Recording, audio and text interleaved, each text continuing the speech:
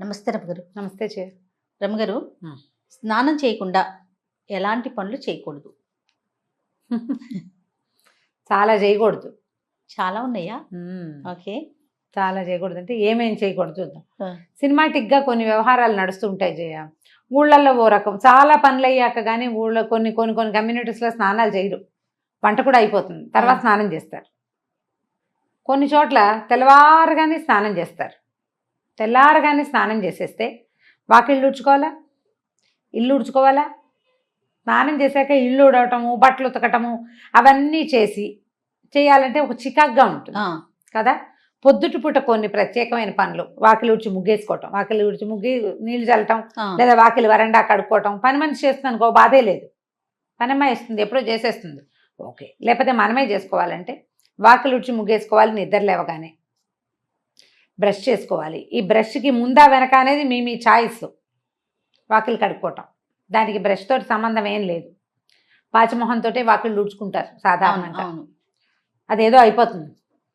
తర్వాత స్టవ్ దగ్గరికి వెళ్ళాలంటే స్నానం చేసే వెళ్ళాలి. పాలు కాఫీ డికాక్షన్ పెట్టుకోవడానికి కూడా స్నానం చేయాల్సిందే. స్నానం చేయకుండా స్టవ్ ముట్టుకోకూడదు అనే సిద్ధాంతం ఉన్న కుటుంబాలు కొన్ని ఉంటాయి. నాకు ఆ సిద్ధాంతం లేదు. మా ఇంట్లో మడికి పొయ్యి వేరు, మామూలు వంటకి మామూలు పాలకి కాఫీలకి స్టవ్ వేరుగా ఉండేది. అది ఇది ఒకటి కాదు. మా చిన్నప్పుడు చాలా సంవత్సరాలు అలాగే ఉంది. పైగా మడి వంట చేసుకునేటప్పుడు పొద్దుటి స్టవ్ కడుక్కుని స్నానం చేసి స్టవ్ కడుక్కున్నాకే స్నానానికి వెళ్ళి అప్పుడు వంట, కడిగిన పొయ్యి మీదే వంట. ఇప్పుడు నేను కూడా అంతే చేస్తా. స్టవ్ వంట ముందు స్టవ్ తుడుచుకోవటం నాకు అలవాటు. ఇప్పుడు ఇలా సిద్ధాంతంగా చెప్పలేకపోతాం. వాళ్ళ ఉద్యోగాలు, వాళ్ళ అవసరాలు, పిల్లల స్కూళ్ళు, మగవాళ్ళ ఆఫీసులు, వీళ్ళ సొంత ఆఫీసులు, వాళ్ళ ఇంట్లో ఉన్న పెద్దవాళ్ళు, ఇంట్లో ఏదైనా దేవతార్చన ఉంటే అక్కడికి వంట అందించటము, అన్నం వండేసి పొద్దున్నే దేవతార్చనకి ఇవ్వటము, ఈ బోల్డ్ వ్యవహారాలు ఉంటాయి కదా, దాన్ని బట్టి చేసుకుంటారు. స్నానం చేయకుండా దేవతార్చన చేయకూడదు, దీపారాధనలు చేయకూడదు, దేవాలయానికి వెళ్ళకూడదు, ఇతరుల ఇంటికి వెళ్ళేటప్పుడు స్నానం చేయకుండా వేరే వాళ్ళ ఇంటికి వెళ్ళకూడదు. మనం పక్కింటికి కాఫీ పొడప్పుకి అయితే పర్వాలేదు, ఓకే. కాఫీ పొడప్పు అయితే, కాకపోతే పొద్దునే వాళ్ళు ఎవరైనా పిలిచారు, వాళ్ళు స్నానం వచ్చాక చేద్దామని వెళ్ళకూడదు. వాళ్ళ ఇళ్ళ నుంచి వచ్చి స్నానాలు చేయకూడదు, అది తప్పు. ముచ్చట్లకి అట్లా వెళ్ళకూడదు అంటారా? ముచ్చట్లకైనా, ఏదైనా తాంబూలం తీసుకోవటానికైనా, ఎవరైనా గబుకొని మనకు అవసరం వచ్చింది ఏదో తెచ్చుకోవటానికైనా, ఒట్టి కాఫీ పొడి గురించి కాదు, కాస్త పెద్ద వ్యవహారాలు. ఎండెక్కాక స్నానం కాకుండా కొంచెం పొద్దెక్కక ముందే స్నానం చేయటం మంచిది. ఎవరైనా కూడా ఆరోగ్యం. బయటికి పనుల మీద వెళ్ళే వాళ్ళు స్నానం చేసి వెళ్ళాలి ఖచ్చితంగా. స్నానం చేసి దేవతార్చనో లేకపోతే ఒట్టిగా దేవుడికి ఒక నమస్కారమో చేసుకోవాలంటే స్నానం చేసి వెళ్ళాలి. ఎప్పుడు కూడా ఇంట్లో నుంచి బయటికి వెళ్ళేటప్పుడు, సాధారణంగా బయటికి వెళ్ళటానికి కాదు, పని మీద వెళ్ళేవాళ్ళు స్నాన నియమం ఉంచుకోండి. ఒకవేళ మీకు అలాంటి నియమం లేనట్టయితే దీన్ని యాడ్ చేసుకుని చూడండి, మంచి పాజిటివ్ రిజల్ట్ కనపడుతుంది. రాత్రికి స్నానం చేస్తాం అంటారు, రాత్రిపూట స్నానం చేసి పడుకుంటారా? రాత్రిగా స్నానం చేసాం, పొద్దునే స్నానం ఎందుకు అని మొహం కడుక్కుని వెళ్ళిపోతారు. స్నానం చేయకుండా కార్యాలయాలకి వెళ్ళకూడదు. ఒకటి, లక్ష్మీదేవి సహించదుట వీటిని. ఓహో, అది యాడ్ చేస్తే తప్ప మనం పని చేయము. మరి సూర్యోదయం అయ్యాక స్నానం అనేది మన నియమం. రాత్రిపూట స్నానం అసలు ఆరోగ్యమే కాదు. ఎండాకాలం చెమట్ల కుండలకి ఏదో 8-9 నీళ్ళు పోసుకుంటాం, కానీ అసలు రాత్రిళ్ళు స్నానం హెల్దీయే కాదు, చాలా బ్యాడ్ హెల్త్. సాయంత్రమే చీకటి పడుతూ ఉండగా స్నానం చేయొచ్చు. రాత్రిళ్ళు పడుకునే ముందు అన్నాలు తినేసి పడుకునే ముందు చెమట పోస్తుందని ఓ బకెట్ నీళ్ళు పోసుకుని పడుకుంటారు చూడు, వీళ్ళకి వాతపు బాధలు అధికంగా ఉంటాయి. ఆయుర్వేద వైద్యులు వద్దని చెప్తారు. రాత్రిపూట స్నానం చేయకూడదు. గర్భవతులు చేయకూడదు, బయట పీరియడ్స్లో ఉన్న వాళ్ళు చేయకూడదు. తర్వాత డెలివరీ అయిన వాళ్ళు, కొత్తగా డెలివరీ అయిన వాళ్ళు, పిల్లలకి పాలిచ్చేవాళ్ళు, వృద్ధులు, మెనపాజ్లో ఉన్నవాళ్ళు, తర్వాత ఏమో ఒళ్ళు నొప్పులు అవి బద్ధకము హెచ్చుగా ఉండేవాళ్ళు రాత్రిళ్ళు స్నానం చేయకూడదు. ఇంకెవరు మిగిలేరు? అదే కదా కదా, అందరినీ చెప్పేసాం. ఇంకెవరు మిగిలేరు? ఇప్పుడు రాత్రి చేసిన స్నానాలు లెక్కెట్టుకుని పొద్దున్నే నీళ్ళు పోసుకోకుండా బయటికి వెళ్ళిపోతే అదేం ప్లస్ అవ్వదు మనకి. పిల్లలు కూడా కొంతమంది స్కూల్స్కి వెళ్ళిపోతారు రమ్మగారు, నైటే చేసాం కదా అనేసి పొద్దున్నే బ్రష్ చేసుకుని వెళ్ళిపోయే పిల్లలు కూడా చూశాను నేను. సూర్యోదయం తర్వాత స్నాన విధి అత్యావశ్యకము. మన ఆధ్యాత్మికమైన వ్యవహారమే ఇది. శుభ్రత కూడా, స్నానం చేసిన మొహానికి చేయని మొహానికి తేడా ఉండదు, మరి ఉంటుంది కదా. ఫ్రెష్నెస్, నీళ్లు మన పైనుంచి బాడీ పడతాయి. ఫీల్ అవుతుంది ముందు. అది మన మొహంలోకి వస్తుంది కదా. పైనుంచి మొహం కడుక్కుంటాం, మొహం కడుక్కుంటే వచ్చే ఫ్రెష్నెస్ మొహం కడిగినట్టే ఉంటుంది కదా. స్నానం చేస్తే ఉండే ఫ్రెష్నెస్ బ్రహ్మాండంగా ఉంటుంది. తర్వాత ఏంటంటే బ్లడ్ సెల్స్ యాక్టివ్ అవుతాయి. సన్నీళ్ళు పోసుకున్నాం అనుకో జల్లుమంటుందా ఒళ్ళు ఒక్కసారి.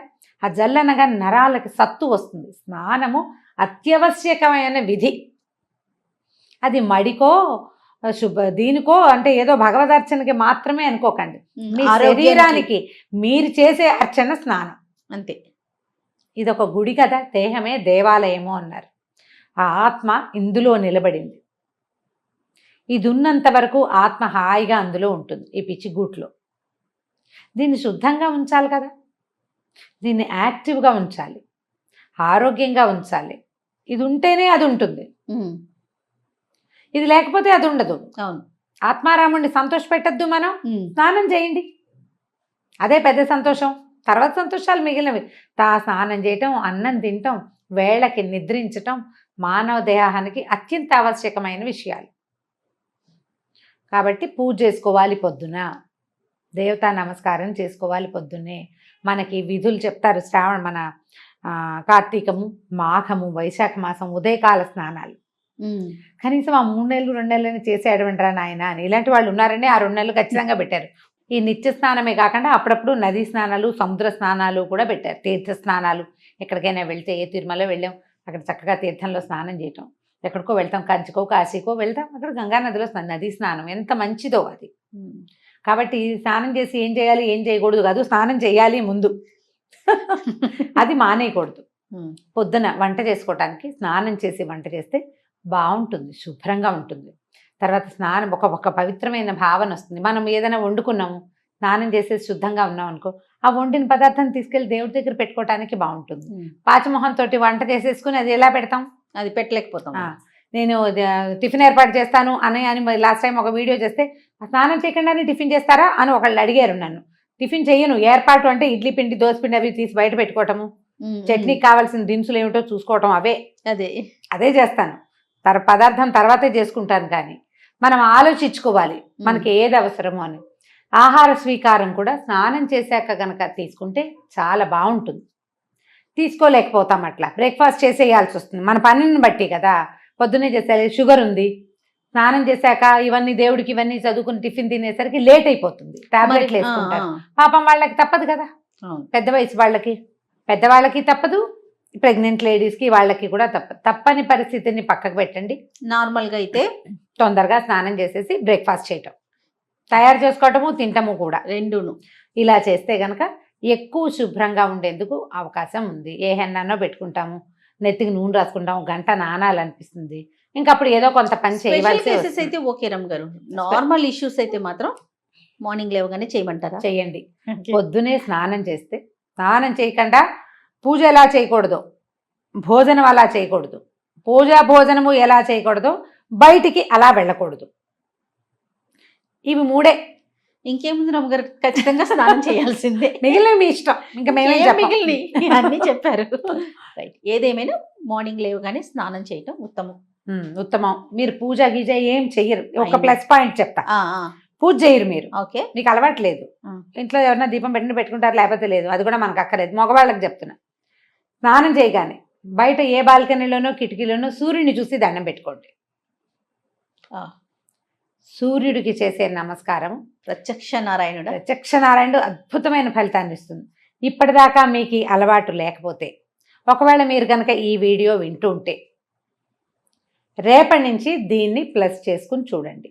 మగవారైనా ఆడవారు కూడా చేయొచ్చు. ఆడవాళ్ళు ఎలాగో చేస్తారు. ఓకే, మీకు అలవాటు లేకపోతే అని చెప్తున్నా. మీ ఇంట్లో అంటే దీపం, అమ్మాయి దీపం పెట్టుకుంటుంది, అతనికి అలవాట్లేదు, అతనికి ఒకవేళ అసలు మన ఇంట్లో దీపాలే లేవు. ఇది జాతి విచక్షణ లేదు. ప్రతి ఒక్కరు అసలు పూజలు గీజలు చేయరు, వీరేదో ప్రార్థన చేసుకుంటారు, మీ విధానాలు మీకున్నాయి. అయినా కూడా మీకు సూర్యుడు అవసరమే కదా, సూర్యుడు అందరి వారుడు కదా. స్నానం చేసి సూర్యుడిని చూడండి పొద్దున్నే. బిఫోర్ 9 చేయండి, చాలా మంచిది. మీకు ఆ సూర్యుడిని చూడడానికి నచ్చింది అనుకోండి, కాసేపు కళ్ళు మూసుకుని అక్కడే నుంచోండి, ఆ సూర్యకిరణాలు పడేలాగా. ఇంకా సూపర్. ఒక 21 డేస్ చేసి మీలో ఏ మార్పు సంభవించిందో హోల్ హార్టెడ్గా ఇంకొకళ్ళకి చెప్పండి. Sure. నేను ఇది చేశా, స్నానం చేసి సూర్యుని చూశాను. ఏం జరిగింది రమ్మగారు? చెప్పండి, ఇలా చెప్పండి అంటున్నా. మీరు చెప్తున్నారేమో. నేను ఇలా చేశాను, స్నానం చేసి సూర్యుని చూశాను, నాకు ఈ మార్పు వచ్చింది అనేది మీరు గమనించి చెప్పాలి. అప్పుడు పొద్దున్నే స్నానం చేయటంలో ఉన్న ఫలితం ఏంటో తెలుస్తుందేమో, మీరే అందరికీ చెప్తారు. ఎర్లీ మార్నింగ్ సూర్యుని చూడడంలో ఉన్న ఆత్మానందం ఏంటనేది చూసేవాడికే తెలుస్తుంది. మీరు బాగా ఎంజాయ్ చేస్తున్నారు. రైట్ రామ్ గారు, నమస్తే అండి. నమస్తే.